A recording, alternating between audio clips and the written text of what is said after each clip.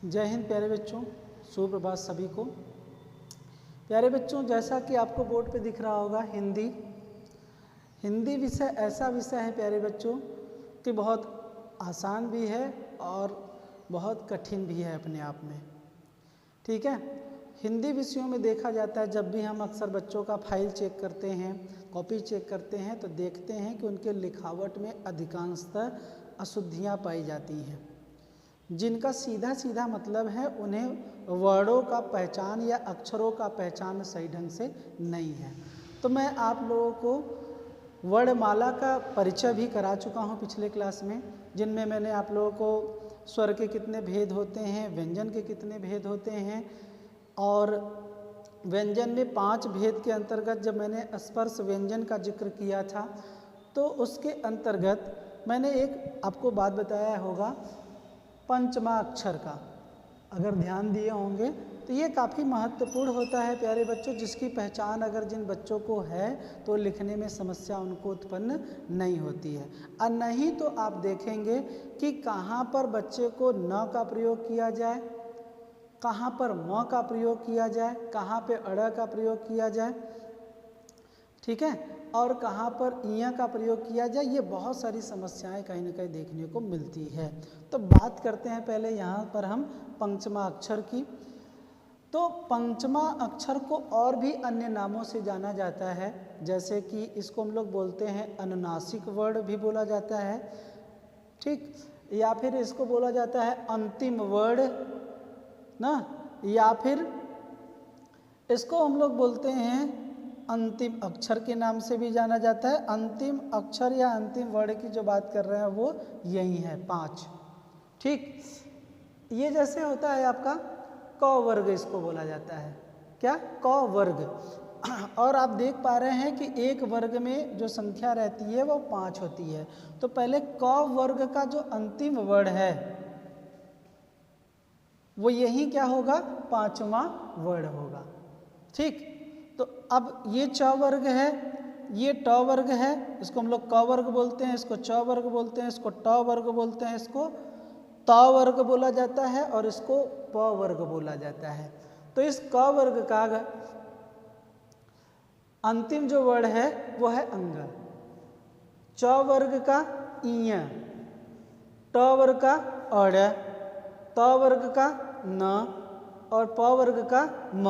यही जो अंतिम जो अक्षर है इसी को हम क्या बोलते हैं प्यारे बच्चों, पंचमा अक्षर बोलते हैं, ठीक।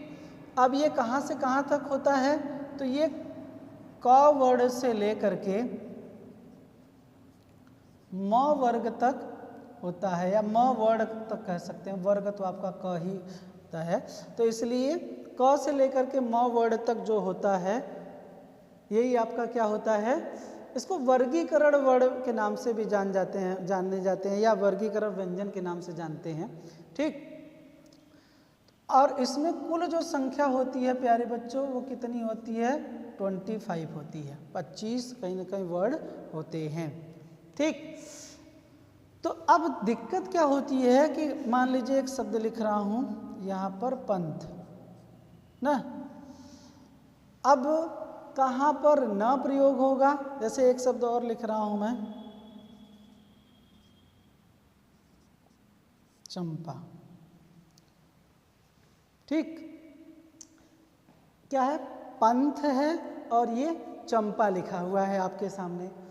तो अब देखिए कि कहाँ पर, क्योंकि है क्या, ये अंग की मात्रा है, और इसका जब संबोधन करते हैं तब वहाँ पर नाक से ध्वनि उत्पन्न होती है। जब इनका संबोधन करेंगे तो कहीं ना कहीं क्या होगा, नाक से, अंग की मात्रा है तो कहीं ना कहीं नाक से वो ध्वनि उत्पन्न होती है। लेकिन अब इसमें जब हम लिखते हैं तो कहीं ना कहीं इसमें लिखने में क्या हो रहा है, जैसे अगर हम पंथ बोल रहे हैं तो देखिए यहाँ पर न का प्रयोग हो रहा है, पंथ, और इसी अंग की मात्रा से क्या हो रहा है, म का भी प्रयोग हो रहा है। जैसे हम लिख रहे हैं चंपा, म प्रयोग किया गया, तो कहाँ पर न लगेगा, कहाँ पर म लगेगा, जो हम लोग कहते हैं ना ध्वनि के आधार पे भी पहचानते हैं, इसकी पहचान होती है। लेकिन आपको ऐसा भी तरीका बता रहे हैं जिसकी वजह से आप तुरंत क्या करेंगे, उसको पहचान करके इस तरीके की जो लिखने में गलतियां होती हैं वो गलतियां नहीं करेंगे। ठीक है, तो जैसे मैं थोड़ा सा और भी ऐसे शब्दावली ले रहा हूँ जिसको आप पहचान कर लें कैसे लिखा जाता है। जैसे मैं लिख रहा हूँ वंदना, ठीक है, वंधु या वध भी लिख सकते हैं, अंत,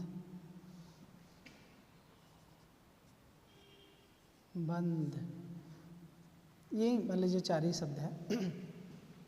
अब आप जब लिखते हैं तो लिखते समय प्यारे बच्चों ये ध्यान दीजिएगा कि ये कौन से वर्ड का अक्षर है। जैसे वंदना आप पढ़ रहे हैं तो जो ये बस ये ध्यान देखिए अंक की मात्रा कहाँ लगा है, तो व पे लगा है अंक की मात्रा। उसके बाद वाला जो अक्षर होगा जैसे द जो है वो किस वर्ड का अक्षर है, किस वर्ग का अक्षर है, किस वर्ग का है। तो देखिए ये जो आ रहा है द, वो त वर्ग में आ रहा है, किस में, त वर्ग में आ रहा है। ठीक, तो त वर्ग में इसका पंचमा अक्षर क्या है या अंतिम वर्ड क्या है, तो देखिए इसमें न है, तो क्या लगेगा, वो न लगेगा। जैसे हम इसको लिखेंगे तो लिखेंगे वंदना। समझ में आई बात? फिर से एक बार समझ लीजिए कि जैसे ये वंदना लिखा हुआ है ना, तो अब हमें ये ध्यान में रखना पड़ेगा कि जिस पे लगा हुआ है अंक की मात्रा उसके बाद वाला किस वर्ग का सदस्य है या अक्षर है। तो किस का है, तो ये देखिए द जो आता है वो त वर्ग में आता है। तो त वर्ग का जो अंतिम वर्ड है या अक्षर भी बोल सकते हैं, जो अक्षर है वो क्या है, न है। तो इसलिए हम क्या लगाएंगे, लिखते समय न लगाएंगे। ठीक, बंधु, तो ये देखिए आप किसको देखेंगे, हम ध को देखेंगे कि ये ध किस में आता है ना। तो ये ध देखिए किसमें आ रहा है, तो ध भी त वर्ग में आ रहा है और त वर्ग का अंतिम वर्ड प्रयोग किया जाएगा जो कि न है। तो किस तरीके से लिखेंगे प्यारे बच्चों, ये लिखेंगे बंधु। बात समझ में आया? जैसे ये अंत लिखा हुआ है ना, तो आप देखिए इसके बाद वाला देखेंगे तो ये त वर्ग जो कि सामने ही दिख रहा है, त वर्ग का है, तो क्या हो जाएगा, ये अंत मतलब न लगेगा। ठीक है, अब देखिए जैसे लिखा है बंद ना, तो बंद देखिए अब क्या यहाँ पे द है, द जो कि किस वर्ग का है, तो वो त वर्ग का है। तो इसलिए हम क्या लगाएंगे, न लगाएंगे, ये हो गया क्या, बंद हो गया।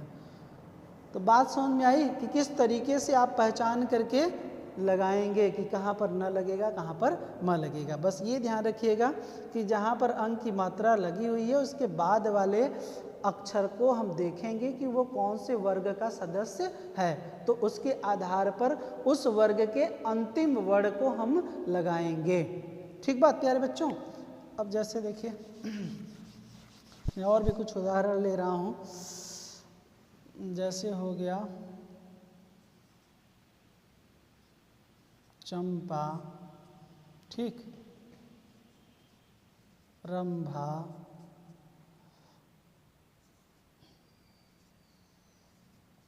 बम्पर।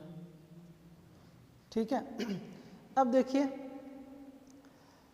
किस पे अंक की मात्रा लगी हुई है, तो च पे लगी है। उसके बाद क्या है, प, तो प किस वर्ग में आता है, तो प वर्ग में आता है। तो हम क्या लगाएंगे, इसका अंतिम जो अक्षर है वो क्या है, वो क्या है बच्चों, तो वो म है। ठीक है, तो इसलिए चंपा में क्या लगेगा, चंपा में म लगेगा। ठीक, तो ये चंपा हो गया। अब देखिए रंभा लिखा हुआ है, तो रंभा में देखिए भ किस वर्ग का है, तो ये प वर्ग का है और इसका अंतिम वर्ण क्या है, वो म है। तो इसलिए यहाँ पर क्या लगेगा, म लगेगा। तो इस तरीके से लिखा जाएगा रंभा। समझ में आई बात। जैसे बम्पर है तो ये प वर्ग का है, इसको देखेंगे तो ये प वर्ग का है, तो इसलिए यहाँ पर क्या लगेगा, यहाँ पे म लगेगा, बम्पर। समझ में आया। तो न और जो म लगाते हैं वो किसके आधार पे लगाते हैं, वो आपके किस वर्ग का है उस वर्ग के अंतिम वर्ण के आधार पर लगाते हैं। ठीक, अब जैसे न म हो गया, देखते हैं यहाँ पर मैं एक लिख रहा हूँ झंडा। ठीक है, मान लीजिए अंडा हो गया, सॉरी अंडा मैं लिख ही दिया, खैर मंडल, ठीक, या फिर कंठ। लिख देने से थोड़ा सा हिंट आपको मिल जाता है ना कि कहाँ से लिखा गया। तो अब देखिए हमने लिखा झंडा, तो देखिए अब कहाँ देखेंगे, इस ड को देखेंगे ना, किस में आता है, तो ये ड ट वर्ग का सदस्य है, तो ट वर्ग का अंतिम वर्ण क्या है, वो अड़ है, तो इस तरीके से क्या लगेगा, झंडा में ये अड़ लगता है, तो हो गया झंडा। देखिए इसी, अब इसमें भी बताने की जरूरत नहीं, इसको देखें और तुरंत क्या लगा दिए, अंडा हो गया। इसको लगा दिए तो ये, क्योंकि एक ही लगभग मिलता है तो ये पहचान कर लिए। हमको ल से कोई मतलब नहीं है, क्योंकि अंक की मात्रा इस पे आई है, तो इस बाद वाले अक्षर को हम देखेंगे और इसके आधार पे पहचान कर लेंगे, तो ये मंडल हो गया।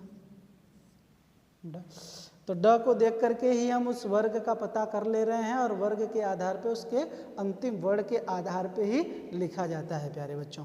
ठीक, अब देखिए ठ ना, किसको देखा जाएगा, आप तो पता ही हो गया, तो आपको पता है कि यहाँ पे ठ को देखा जाएगा ना। तो अब देखिए कंठ लिखा हुआ है, तो कंठ जो है अब किसका है, तो वो ठ जो देखिए इसका है, और ठ इसमें आ रहा है, वो किसका, ट वर्ग का है सदस्य, तो ट वर्ग के अंतिम वर्ण क्या है, अड़, तो हो गया ये कंठ। समझ में आया। तो इसी तरीके से आप पहचान करके ही लगाते हैं, और नहीं तो फिर न म अड़ इन सब लिखने में समस्या होती है। अब जैसे मैं यहाँ पर एक शब्द और लिख रहा हूँ, मान लीजिए थोड़ा सा कन्फ्यूजन करने के लिए हम लिखें कि दिनांक। ठीक है, अब दिनांक को बताइए कि ये किसका या किस वर्ग का है, तो अब देखिए न पे अंक की मात्रा लगी हुई है, और उसके बाद क्या है, ये क दिख रहा है, तो ये क वर्ग का है ना। तो ये क्या, इसका प्रयोग क्या किया जाएगा, इसका मतलब ये अंतिम वर्ण इसका अंग है, तो अंग का प्रयोग किया जाएगा। तो देखिए इस तरीके से दिनांक लिखा जाएगा,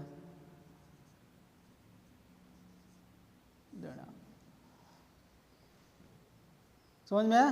तो इस तरीके से कहीं ना कहीं पहचान हम करते हैं कि किस वर्ग का है, उसका अंतिम वर्ण लिखा जाएगा। जैसे मैं लिख रहा हूँ एक शब्द पंचम, या पंचमी भी प्रयोग करते हैं, जैसे मैं पंचमी ही लिख दे रहा हूँ।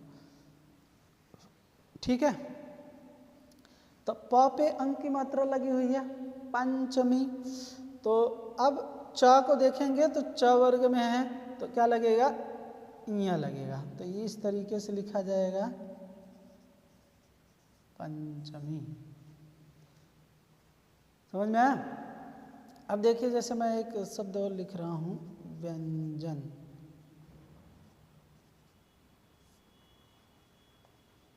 ठीक, तो अगर आपको फिर व्यंजन लिखना पड़ेगा तो किसको देखेंगे आप देखेंगे ज को। ज किस में आ रहा है, तो ज आ रहा है यहाँ पर, जो कि च वर्ग का है।